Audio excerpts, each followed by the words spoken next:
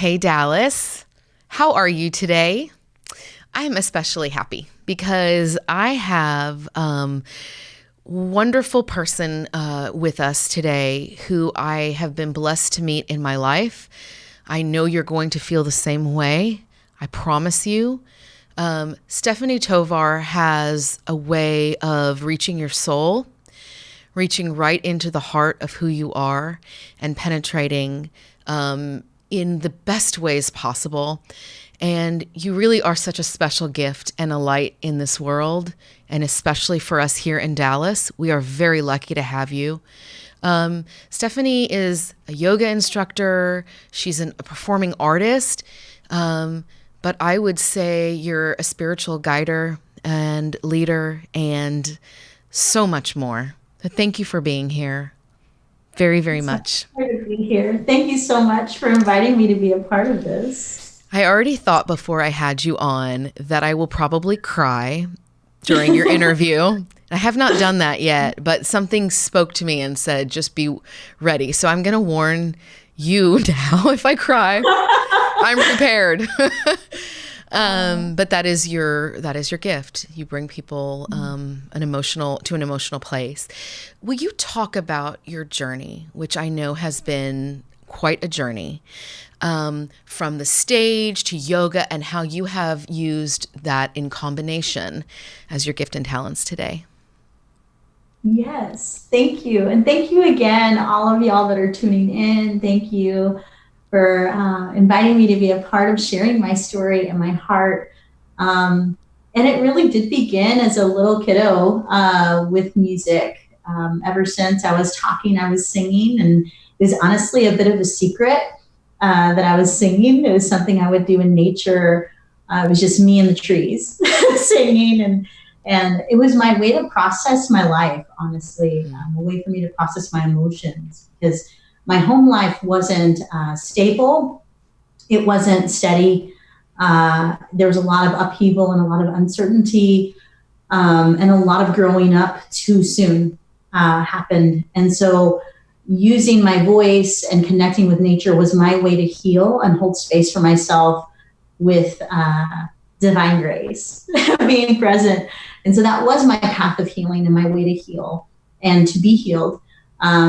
And so throughout my life, I mean, that was going to be, that was my plan. That was my trajectory of life. I went to school for performing arts. I started performing professionally from 7 on, and I ended up touring internationally with Sesame Street Live, which is kind of, now I look back at it and I just remember the joy. I remember the good times.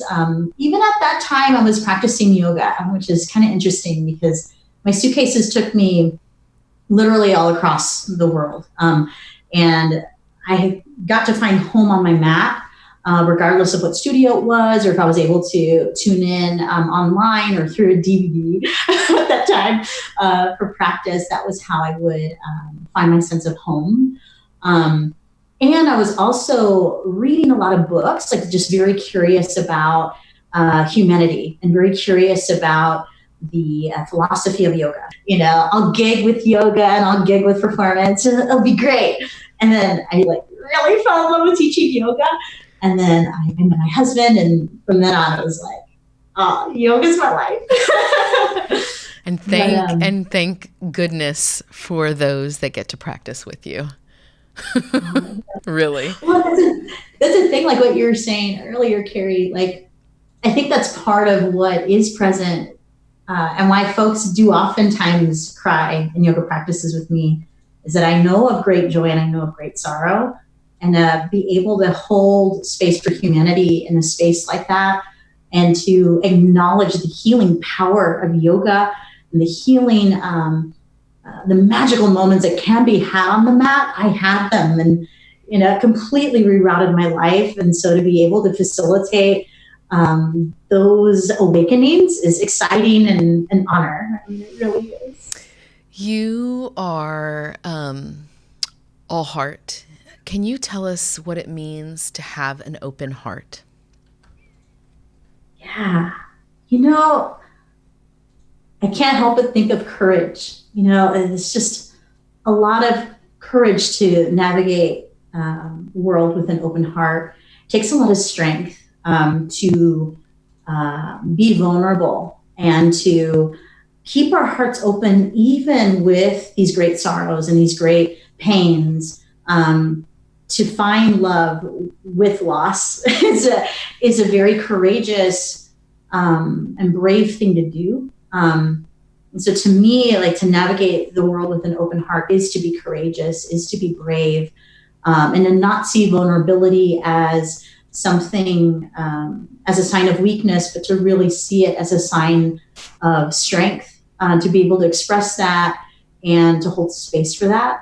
Because that's one thing, I forget the quote, but it had something to do with the fact that when we allow ourselves to fully be seen and let ourselves be vulnerable, we then allow other folks to be seen and be vulnerable too.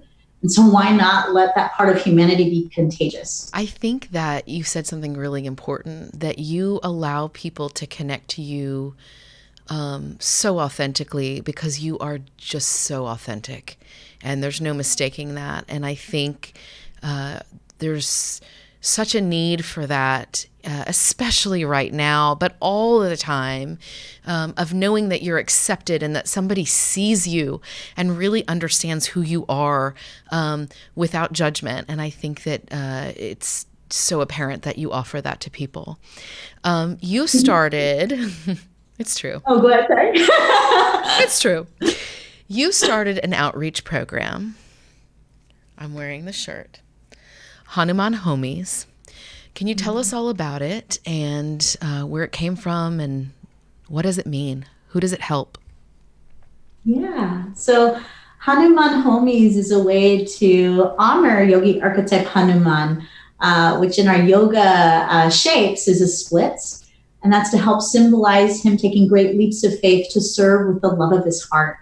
Hanuman Homies, if you were to see our logo, it's very kiddo friendly, because the initial and still the heart of our intent is to help support our children. Like I said earlier, I grew up with quite a bit of childhood trauma and abandonment. And so to be able to hold space for children, to help children be seen, help them be heard, help them be nurtured, at a time where maybe they experience that or maybe not, just to help with the social emotional learning, the development, with helping our children be courageous, help our future be courageous. That's a lot of the heart of Hanuman Homies. But the thing is, it's interesting, like, we've then have been extending even more to support our adults, particularly in school systems, supporting our teachers, because of course our staff need that support, acknowledging that they're like spiritual parents to our children. Initially, and we also do work in shelter systems, supporting the children in those capacities, but then also try to be another pillar of support for the staff there. And it's cool because we do like to weave in the opportunity for our general public to participate in what we call Seva Yoga. So Seva means selfless service. So when we offer support to those who may be a bit insecure when it comes to, like, what I mean is food insecure or supplies, like economically disadvantaged, we can allow our abundance to flow out to these folks that may be disadvantaged, but not from a place of charity, from a place of acknowledging that they are brilliant in their own right and resilient and worthy of support and strength. So it's never from a place of pity. It's a place from celebration and acknowledgement that they are of value and that they are seen and felt in our hearts. So we do donation drives. Every year we do a school supply donation drive in August to support our children in our schools with tangible support. Because we understand the energetics of yoga, the social emotional learning, the development, which is a tactile thing. There's a lot of science to support the benefits. We've been doing case studies to support the work that we're doing and how it does result in less trips to the principal's office and less outbursts, more productivity in the classroom. And at the same time, why not offer some school supplies to help support our kids in taking their best foot forward, if possible. So we do a lot of work like that, which helps activate the whole community to be of service to each other. Beautiful. Beautiful. This is a hard question, but, and you don't have to get into detail, but I just am curious. How does one come from traumatic effects of childhood, as you've described, and become so open and so energetic and positive and optimistic and all the things that you represent? How does that transition happen, Steph? Yeah, I'm gonna have a hard time not crying because I really do owe a lot of it to my mother, actually. My mother grew up from a traumatic experience, and she still held a lot of hope and courage in her heart to look to the love and still focus her attention to the love.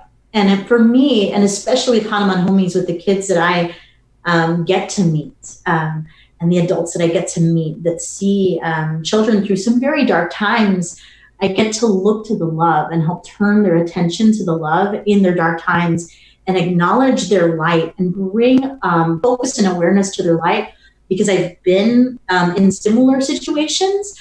So in a sense, a lot of the work that I get to do with Hanuman Homies heals me, and also is another layer of understanding that I get to share with the kids in a way that it is uncanny. There are times where people are like, how is that connection happening between you and that kiddo right now?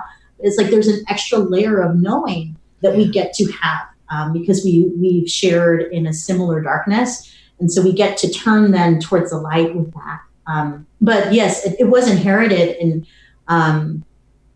a sense by my mother, and her ability to continue to look to the light, to continue to champion love and champion the possibilities. And for me too, and I think this is another reason why I see our school teachers as such heroes. And I'm sure, especially in these times, we should really see that our teachers are spiritual parents for our children. I had many teachers throughout my life that were like my mother, my father, my grandmother, my mentor, to help me through some really challenging times where I didn't have much support in that way. And so this is also a way for me to kind of pay homage to that legacy of love that was imparted on me, and help be a part of that legacy of love, and support it and bring light to it. Because my gosh, there's so much love out there. There really is. And you are light. You are light. Okay. Talk about the power of song and music. You are so talented. I want to know what it's meant in your life. And then I'd love to hear a little song, if you would be so kind. Yeah. Like I said before, as a little one, and I think, many of us, when we're in the company of children, we can hear how children easily just make up songs and cultivate songs and all of that when they don't think folks are hearing, or maybe when folks are hearing. But, it's just something that is a natural birthright to us all, I feel. What Hanuman Homies and my music tends to be an expression of is a path of yoga called Bhakti Yoga. And that's a path of yoga that's meant to help open, cleanse, free the heart, and celebrate these different parts of our heart. So it's not only the light, but it's also the dark. Because by honoring all these different parts of our heart, we get to honor humanity. And so with that, we get to express what is true for our hearts. If it is our darkness, if it is our sorrow, our rage, our heartache, or if it's joy, celebration, whatever it is, and to let our hearts be heard through the voice. And I know I'm not alone. Those moments where you get so, one can get so filled up with emotion that, we can't speak, or our throat aches, right? Or even those moments where, there's that song that comes up in the car. It's like you can't help but sing it, and or like you want to sing it in the shower, and like these ways to like help channel frustration or happiness or even camaraderie amongst, our friends and things. That's an expression of bhakti yoga in my heart, and according to my teacher's heart too. Is whatever is shared with the heart, that's bhakti. And it's just a beautiful vehicle to express ourselves when words may feel a bit of a loss, or a way to embody our heart through the voice. So, yeah. There's so many songs I want to share with you. I'm like, which one? I don't know. I will say too, this is inspiring me because I do have a workshop that I tend to offer that has been on my mind and heart recently that helps share my story. And it's through the harmonium. And I share about my childhood and performance and how I found my way to being a yoga person and how I feel it's really about being all that we are. But let's see, let's think here. I was initially thinking of sharing This Little Light of Mine, because that's a sound that I think that folks may be familiar with, but I get to merge it with the sounds of Bhakti Yoga. And the sounds are Jyotir. So Jyotir means light. Namaha wakes us up to something bigger than us. And so for us, maybe it is, for those of us that are familiar with This Little Light of Mine, which I grew up with, those sounds, maybe it is the space where you learned that song, or the space where you sang that song. Maybe it's something else that wakes you up to something bigger. And even in our times, it could even be right here, right now, what we are experiencing on a global scale. This is bigger than us, and it's uniting us, which is intriguing, right? And as Carrie was saying before about how light is so important, amidst the darkness, one little candle light can illuminate so much. So allowing our little lights to shine, honoring our lights. So maybe you can already witness the soothing sensation of the harmonium, gathering up what's coming up for you as we inhale together through the nose. Open up. Again, inhale. Big exhale. And this is meant to be shared. So maybe you sing with me from your hearts and homes too. This little light of mine.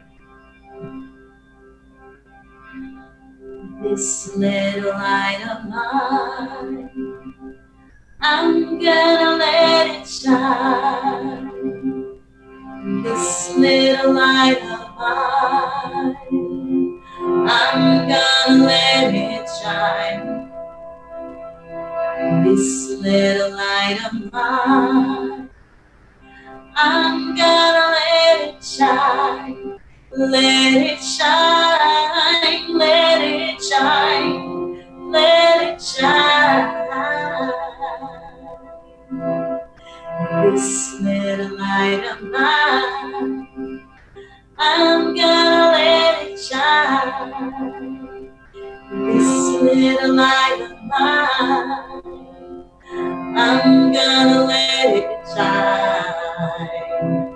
This little light of mine, I'm gonna let it shine. Let it shine, let it shine, let it shine. So maybe you can close your eyes with me and think of your light that you have to contribute to this world. Maybe it's the way that you love. Maybe it's the way that you write, you paint, you garden, the way that you share kindness. The world needs so much kindness, so much love, so much light right now. And so honor your contribution. And maybe even considering all of those that are listening to this, watching this right here, right now.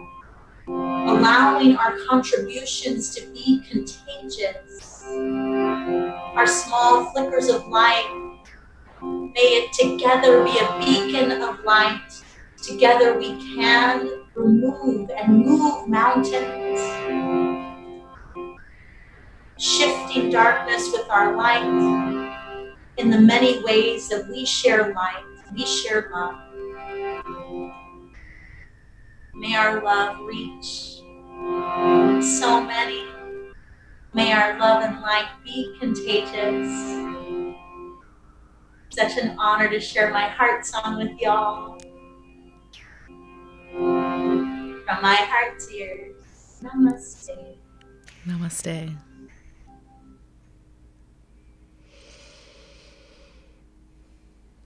Tell everyone how they can connect with you, please.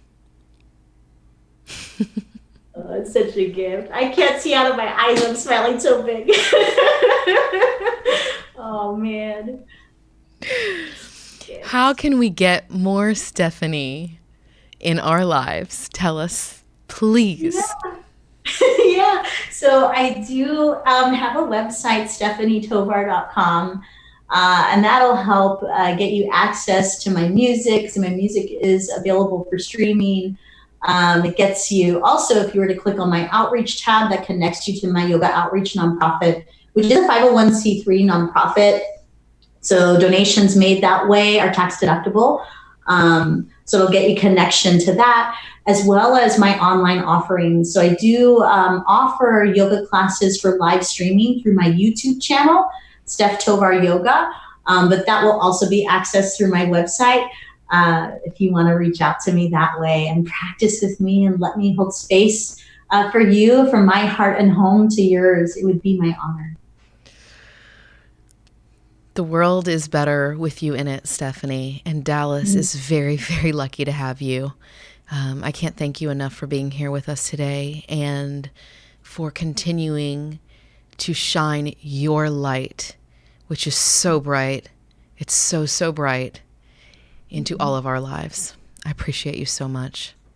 Thank you so much. I appreciate you so much. Being able to serve and do this work helps ground me in my purpose and my why. And so thank you for letting me be of service and share my life. You're a gift. Thank you so much.